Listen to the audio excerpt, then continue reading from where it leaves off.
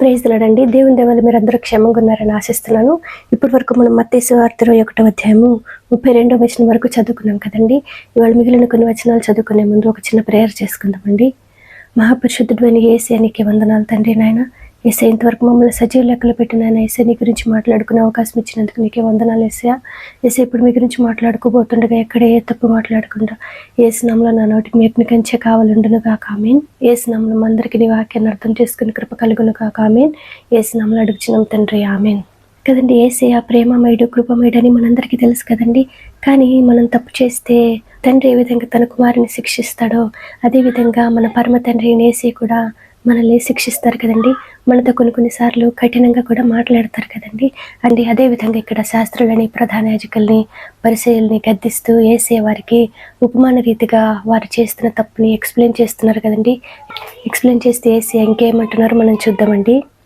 మత్తయి సువార్త 21వ అధ్యాయము 33వ వచనము. మరి ఒక ఉపమానము వినుడి. ఇంటి యజమానుడు ఒకడుండెను. అతడు ద్రాక్ష తోట నాటించి దాని చుట్టూ కంచె వేయించి అందులో ద్రాక్షల తొట్టి తొలిపించి గోపురము కట్టించి కాపులకు దాని గుత్తకిచ్చి దేశాంతరము పోయెను. పండ్ల కాలము సమీపించినప్పుడు పండ్లలో తన భాగం తీసుకుని వచ్చుటకు ఆ కాపుల యొద్దకు తన దాసులను పంపగా ఆ కాపులు అతని దాసులను పట్టుకొని ఒకని కొట్టిరి, ఒకని చంపిరి, మరి ఒకని మీద రాళ్ళు రువ్విరి.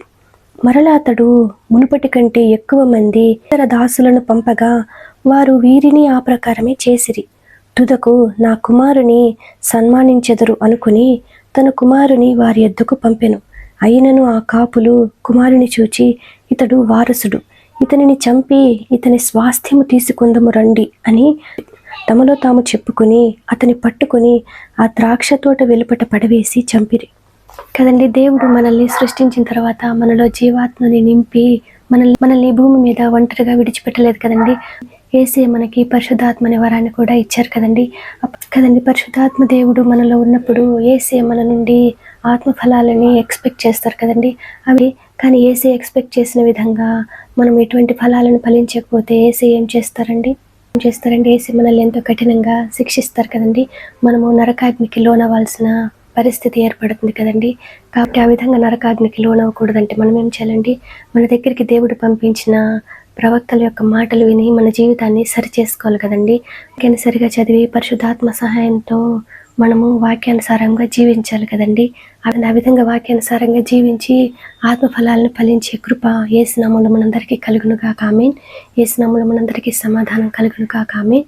ఇప్పటి వరకు మనం చదువుకున్నాము మత్తయి సువార్త 21వ అధ్యాయము 33వ వచనం నుంచి 39వ వచనం వరకు. వాక్యాన్ని అర్థం చేసుకునే కృప యేసు నామములో మనందరికీ కలుగును గాక ఆమేన్. యేసు నామములో మనందరికీ సమాధానం కలుగును గాక ఆమేన్. Praise the lord.